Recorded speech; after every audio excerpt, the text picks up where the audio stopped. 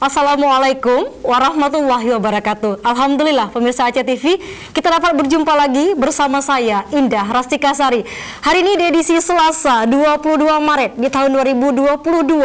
Kita hari ini membahas dalam talkshow kali ini mengenai kebijakan dan strategi pangan di Aceh. Kenapa penting kita mengetahui tentang ini? Karena pangan adalah sejatinya yang kita konsumsi, dan pangan yang aman itu merupakan hak asasi dan kebutuhan kita manusia yang kemudian dijalankan oleh produsen dan diawasi oleh pemerintah bersama kita masyarakat semua. Kita akan membahas hal ini bersama 3 narasumber yang sudah hadir di studio Aceh TV. Kita kenalkan satu persatu. Tepat di samping saya ada Ibu Kadis, Ibu Cut Yusminar, API MSI, merupakan Kepala Dinas Pangan Aceh. Assalamualaikum Ibu Cut. Waalaikumsalam warahmatullahi wabarakatuh. Terima kasih banyak Ibu untuk waktunya di Aceh TV. Ya, terima kasih. Baik, di sebelah Ibu Kadis sudah ada Bapak Muslim, Bapak Dokter Hewan DRH Muslim, yaitu merupakan Kepala Bidang Keamanan Pangan Dinas Pangan Aceh. Assalamualaikum Pak Muslim. Waalaikumsalam warahmatullahi wabarakatuh. Alhamdulillah Bapak, terima kasih waktunya untuk Aceh TV Bapak. Iya, sama-sama. Baik, di sebelah Pak Muslim sudah ada Bapak M. Fadil SP yang merupakan Kepala Bidang Konsumsi Pangan Dinas Pangan Aceh. Assalamualaikum Pak Fadil. Waalaikumsalam warahmatullahi wabarakatuh. Terima kasih banyak Bapak waktunya untuk Aceh TV. Baik, menjadi menarik, menjadi penting kita mengetahui bersama mengenai pangan di Aceh, juga bagaimana kebijakan dan strateginya. Ini mungkin ke Bu Kadis dulu ya Bu ya. Secara umum Bu, mungkin dapat dijelaskan seperti apa kemudian fungsi dan tugas dari Dinas Pangan Aceh. Silakan Ibu. Baik, saya akan menyampaikan tupoksi dari Dinas Pangan Aceh. Dinas Pangan adalah kami bertanggung jawab untuk ketersediaan pangan khususnya di pemerintah di Provinsi Aceh. Jadi ketersediaan pangan di Aceh menjadi tanggung jawab kami secara tupoksi. Namun demikian kami juga tidak bekerja sendiri. Tentunya ada pemerintah Aceh, juga ada tim ketahanan pangan yang kita bekerja sama dengan instansi terkait yang juga setiap saat kami duduk bersama dalam hal ketersediaan pangan, apalagi ini menjelang bulan Ramadan dan juga Hari Raya Idul Fitri, kami selalu duduk bersama untuk membicarakan tentang ketahanan pangan di Provinsi Aceh.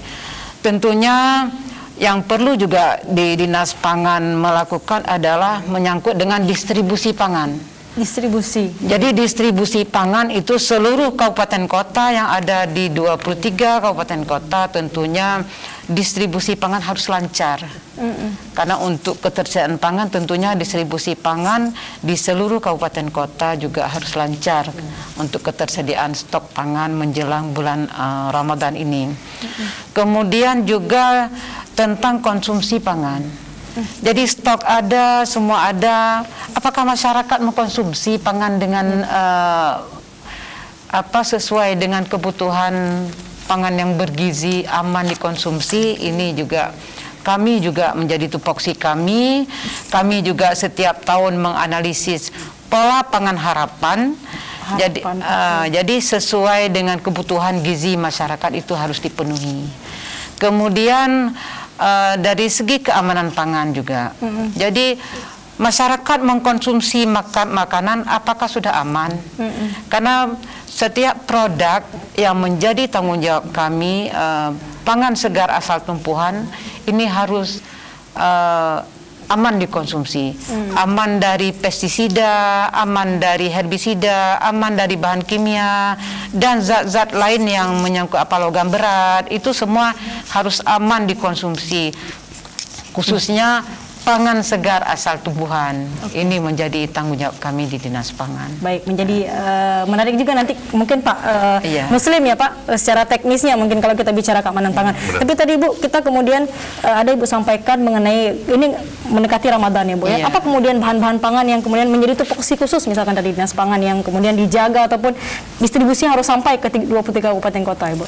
Terutama ya mungkin konsumsi pokok adalah beras. Alhamdulillah memang beras tidak menjadi langka di Aceh. Kita kalau stok beras kita surplus di Aceh. Kemudian yang banyak lagi dibutuhkan mungkin menjelang megang, ini bawang merah, cabai merah. mungkin juga apa yang lain-lain, misal minyak goreng, telur, ini yang menjadi perhatian kami. Jadi 9 bahan pokok yang menjadi tugas kami di Dinas Pangan untuk mengawasi supaya stoknya selalu ada di 9 bahan pokok ya, berarti dari beras, kemudian beras, sampai ke kacang kedelai, jagung juga menjadi bahannya.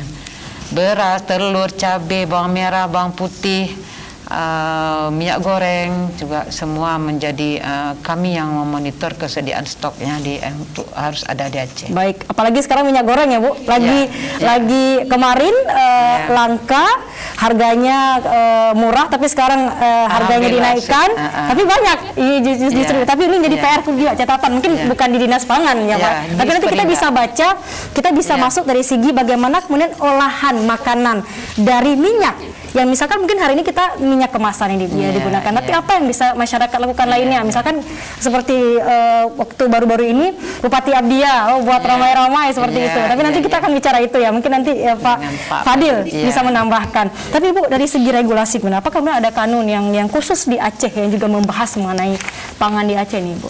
Kalau mengenai kanun, kami memang sudah siapkan kanun. Untuk tahun ini sudah masuk prolega yang untuk pembahasan di tahun 2022 tentang cadangan pangan pemerintah. Cadangan pangan, oke.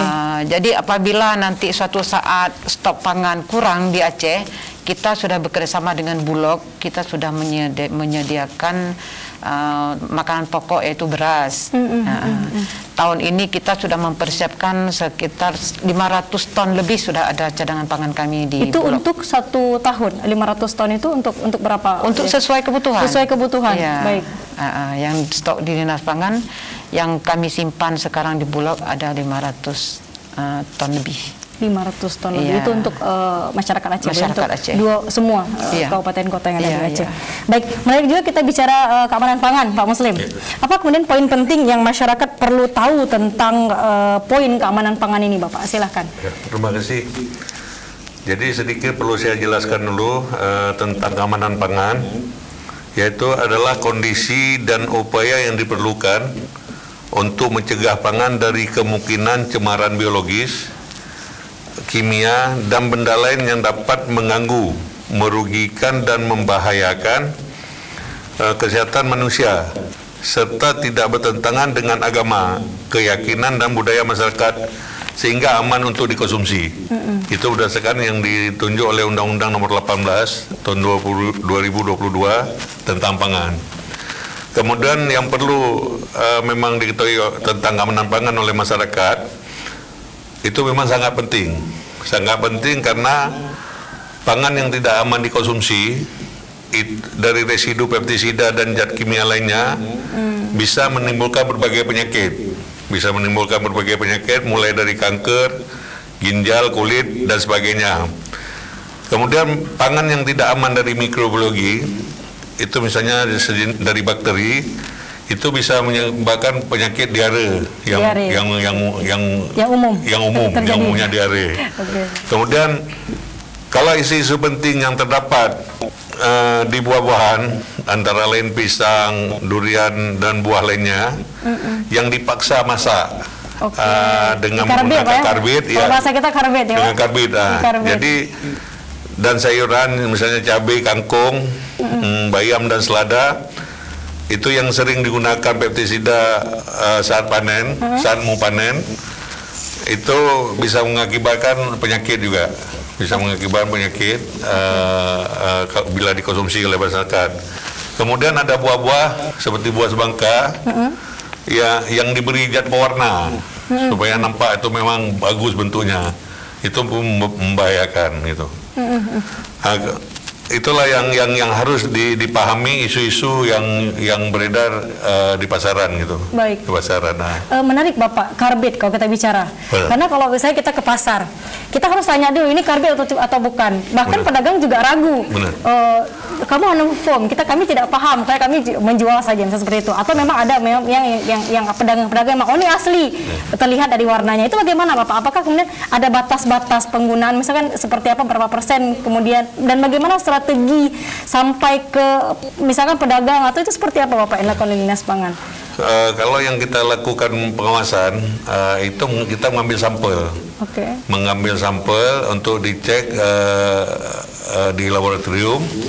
Tetapi untuk tes cepatnya kita pakai test kit, pakai test kit itu langsung kita temukan ini pakai japa warna atau ini dikarbit gitu di lapangan. Tapi ambang batas itu kira-kira 2%. 2% itu masih ambang batas dibenarkan gitu. Itu untuk yang tadi pestisida seperti itu? Iya benar, 2%. Tapi kalau udah lewat dari 2% dari test kit, itu kita akan mengirim sampelnya ke laboratorium untuk dilakukan pemeriksaan. Yang ditemuan selama ini seperti apa Bapak? Yang ada di pasar-pasar di Aceh?